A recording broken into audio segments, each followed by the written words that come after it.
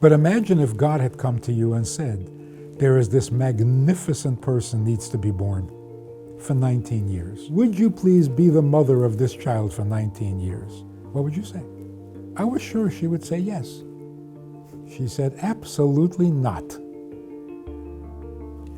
I said, well, then it's a good thing he didn't ask you. בפסיכולוגיה של העתיד, התת-מודע לא חשוב, אלא העל-מודע הוא מה שחשוב. בפסיכולוגיה של העתיד, ההתמקדות והנבירה בעצמי לא חשוב, התרומה שלי לזולת, זה מה שחשוב. בפסיכולוגיה של העתיד, הקשיים, הכאב, הטראומות הם בסך הכל הזדמנות אדירה להתגברות, לנתינה, לתיקון. הפחד מהמוות הוא הפחד הכי גדול שלנו. אנחנו פוחדים למות בעצמנו או שאנשים שקרובים לנו ימותו.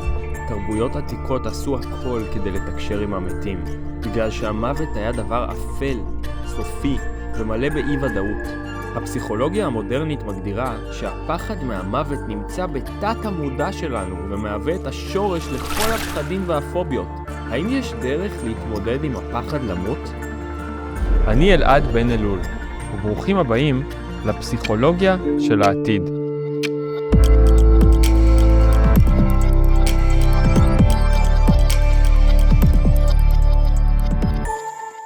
אני רוצה לדבר עם הרב מניס היום על הנושא של מוות, כמה הוא שורשי אצלנו, כמה הפחד ממנו יכול לנהל לנו את כל החיים. מה הפסיכולוגיה של העתיד אומרת? Let's get a definition. What's dead? If we really want to understand it properly, life doesn't begin and life doesn't end. It continues. So when is the fetus alive? When the father is born. And then that life continues in the fetus. Not only that. Vayipach ba'apav nishmat chayim. Where did this chayim come from? From God himself. He didn't create it. It's part of him. He is a living being, and a little piece of him is life. Life never started. It always was, and it always will be. A living thing can't die. Life can't die. It's a contradiction. So the neshama, the nefesh, does not die. So the guf dies. Hey, the guf was never alive. The guf borrowed life from the neshama.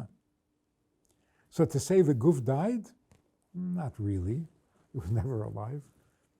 אז החיים הם נצחיים, הם התחילו לפני הגוף, והם ממשיכים אחרי הגוף, לכן יש פה איזשהו רצף גדול יותר, שאתה חלק ממנו, וככל שאני מתקרב לזקנה, או שאני מתקרב למוות, אני לא מתקרב לסוף, אני פשוט מתקרב לאיזשהו שינוי.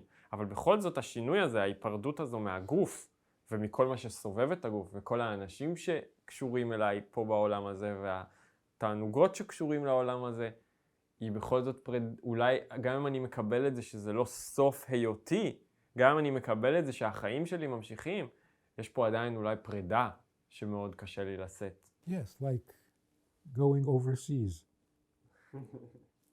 Yeah. It's very sad and everybody's crying, goodbye, goodbye. Not death. So what is death? Death means the combination of body and soul ran out of time. Because you're given a certain amount of time. The proper understanding, a nefesh doesn't die, doesn't mean it'll continue to live. It means it'll continue to be itself. If you stop being you, it's death. We don't stop being who we are. We don't stop being related to the people we're related to. The person remains himself. That's what it means that it continues to live. Not it becomes generic energy. איך מתמודדים עם האבלות הזו?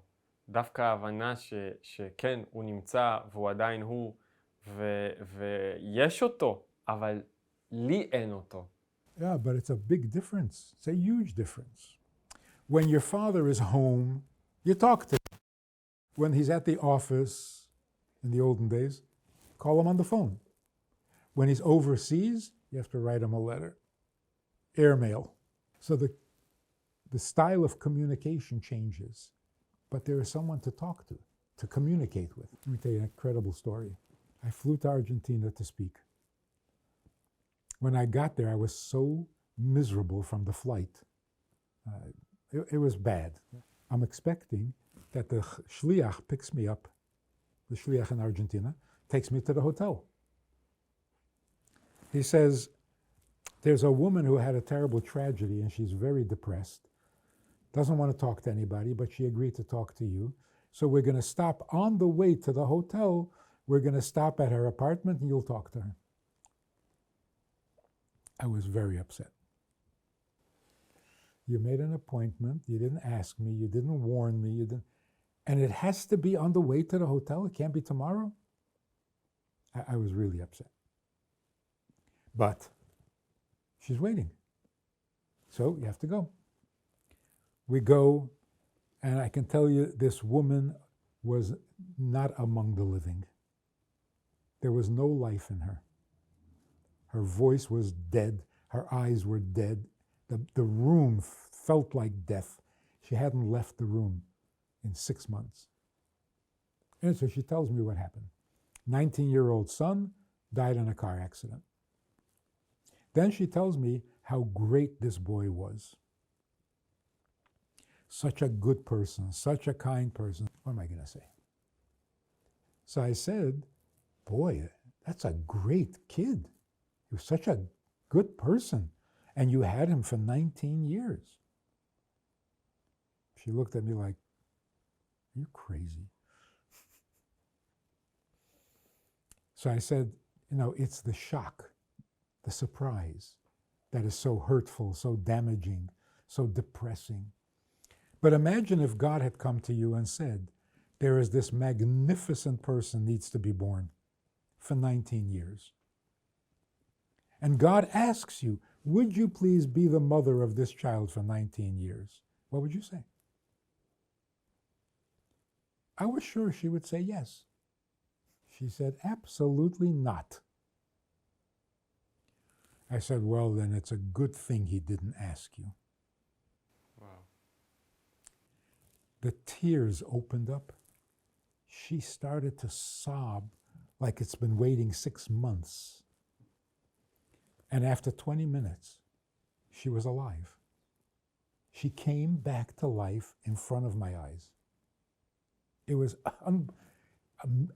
scary. It was so good, it was scary. Okay, so then we're in the car going to the hotel. And I'm thinking how upset I was that they didn't ask me.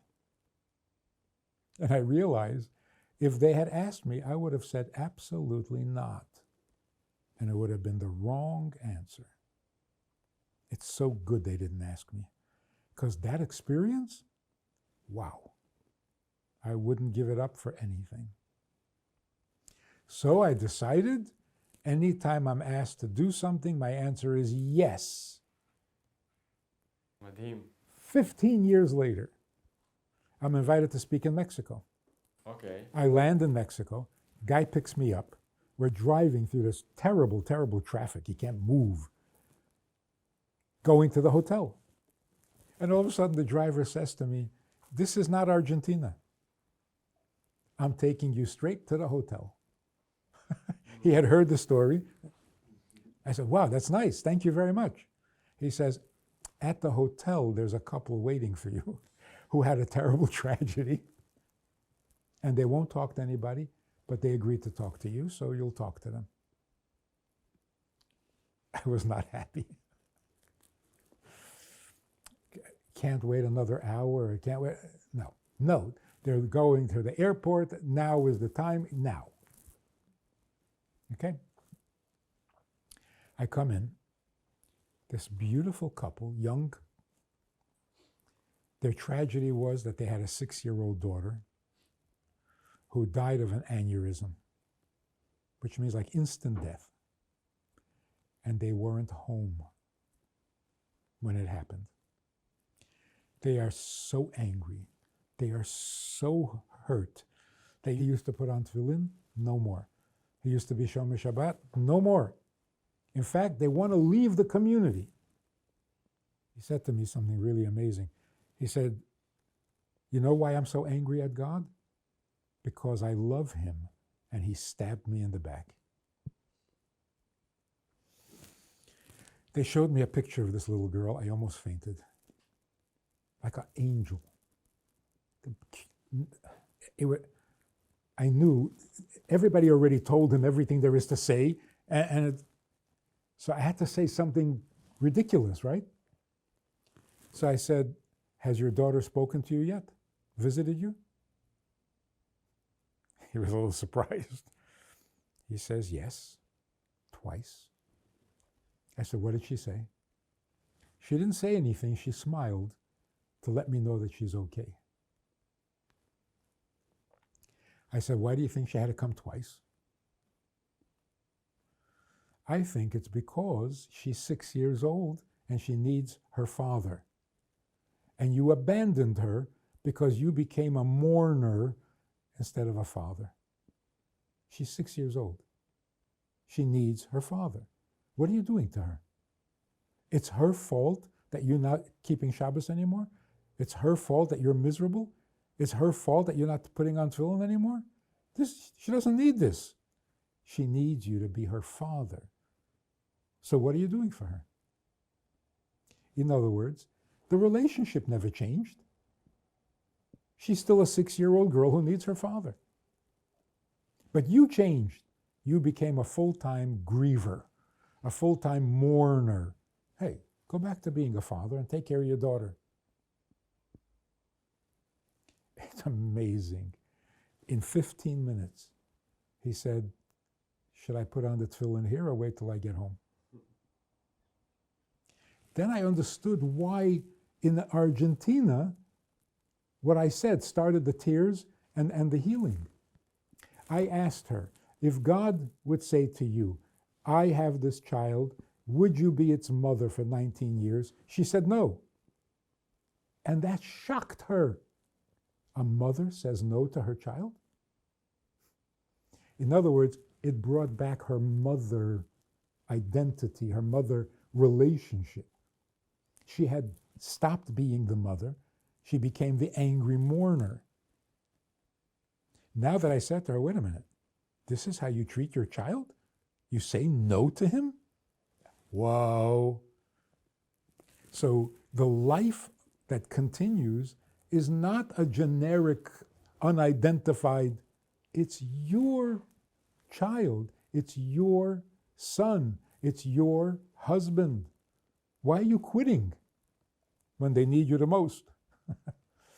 אנחנו רואים את המוטיב הזה, באמת בפסיכולוגיה של העתיד, שההבראה האמיתית היא באמת להוציא את הפוקוס מהעצמי. אז זה לא שלי קרה שאני עכשיו אבל, או אני עכשיו שקול, או אני עכשיו זה, אלא שמערכת היחסים שלי עברה איזושהי מטמורפוזה עם אדם שזקוק לי. אולי זקוק לי יותר מאי פעם.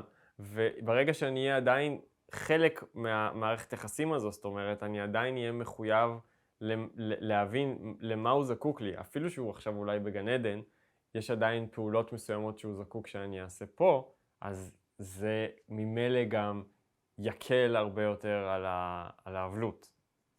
So why is that future? What's going to be in the future that makes this important? In the future, all those neshamot will come back to their body.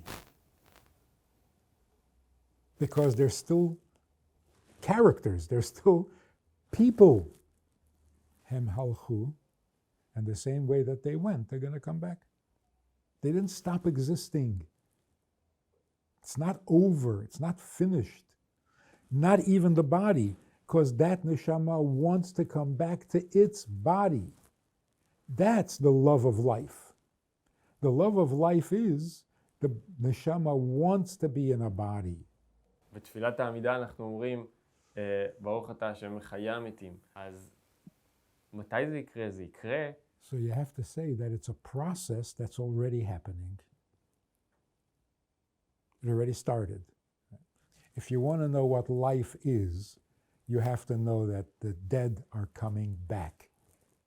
Now you know what life is. תודה רבה. תודה.